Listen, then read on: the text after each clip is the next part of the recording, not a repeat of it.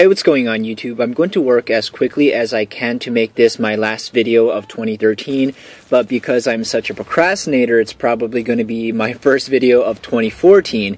In this video, I'm going to give updates on school, work, and girls. But actually not so much about girls because I don't have a lot to talk about in that regard. I don't have very many updates for you about girls. But as the year is coming to an end, I want to talk about my experiences for my first year working full-time. I haven't given a life update in a long time. I don't talk too much about my personal life on my channel. As a gaming YouTuber, it's difficult to integrate your life with the main channel content. Some gaming YouTubers barely talk about themselves at all, even though their subscribers want them to feature themselves more.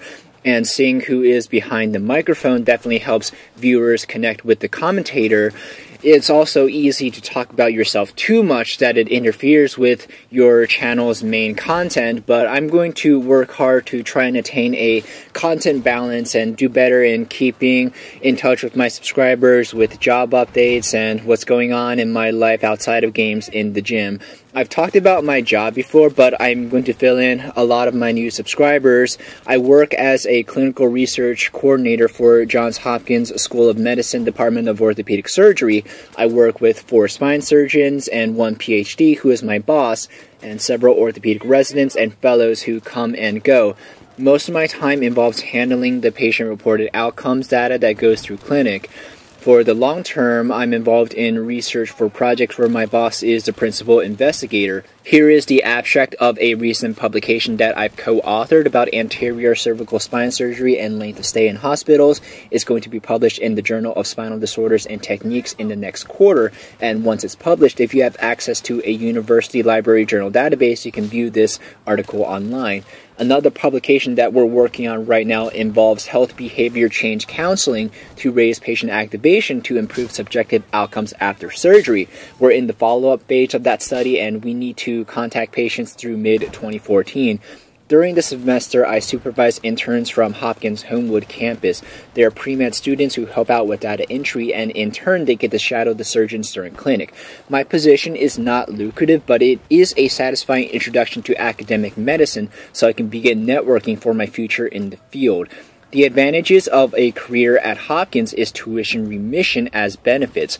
I haven't taken any classes since I graduated college. I wanted to work on getting my life schedule to adjust to a 9-to-5 work week and, stabilize my YouTube channel. But a few weeks ago, my friends were taking finals, and it felt really weird because usually around this time of year, I would be agonizing about finals as well and pulling all-nighters and drinking gallons of coffee, but don't pull all-nighters. They're not good for you. My freshman year, I probably pulled an all-nighter a week, and it was for stupid things like just a simple math assignment or whatever.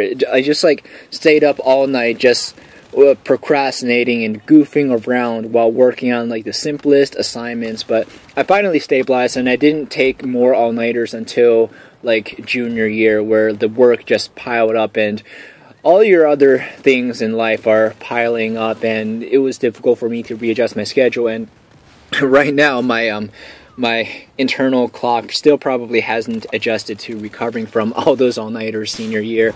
But anyways, where was I? I got sidetracked. Please don't ever let me get sidetracked. But it's obvious that I need to take classes to take advantage of the tuition benefit. Otherwise, my money is sitting around unused. I have a background in psychology with an emphasis on neurobiology and social psychology. Psychology itself is not a very employable field. It's one of the least funded areas of research. With just a bachelor's, there's not much you can do outside of being a research assistant. Psychology is also one of the easiest majors in college, and because of that, you're going to be competing with a lot of other students who are graduating at the same time as you, who have very similar minimal qualifications for entry-level positions. If you are thinking of majoring in psychology, it is very likely that you're going to be employed outside of psychology. You should emphasize your knowledge of research protocols. I earned work in orthopedics, emphasizing my knowledge of research methodology and experience interning with physical therapy patients. When I get a master's, if I get a master's in psychology, that'll improve my pay scale and I can have a more senior position in my department. But with psychology, there are not many master's-only programs that are offered, especially with schools that I can attend locally in Maryland. And for psychology, if you want an advanced degree, then you're probably going to have to apply for a PhD or a PsyD program. These programs are extremely competitive. There's probably like 5 positions at a large research campus. Like, that's what I remembered it at University of Maryland. And there are hundreds of applicants for just those handful of positions. And if I want to move up at Hopkins and do research consulting for various departments, that will most likely require a PhD. Now, academia is valuable, but it's not something that I see myself committing to long term. There's not a good return on the time investment to money earned ratio.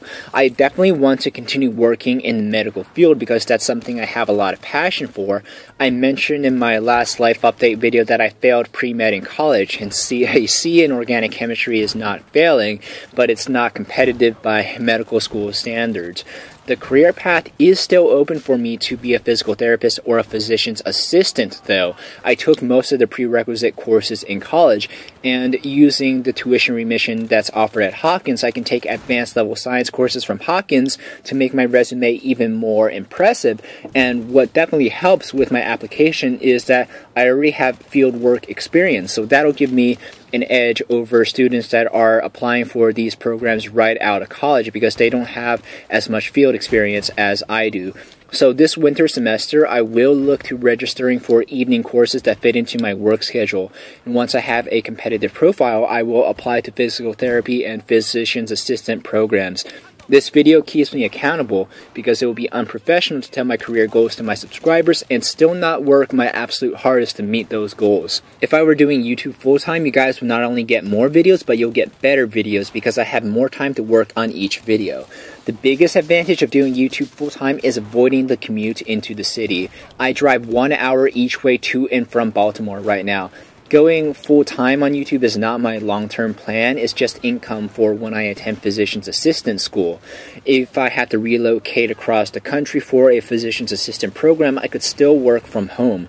But I'm going to end this thought with a thank you to all of you watching right now. You guys are my source of motivation to work hard not only on my videos, but in everything I do in my life. No matter how successful I end up becoming on YouTube, I will always remember that none of my success was possible without your encouragement and early support. I hope you enjoyed this video, and I wish you all an amazing 2014. My name's David, and I will see you next video.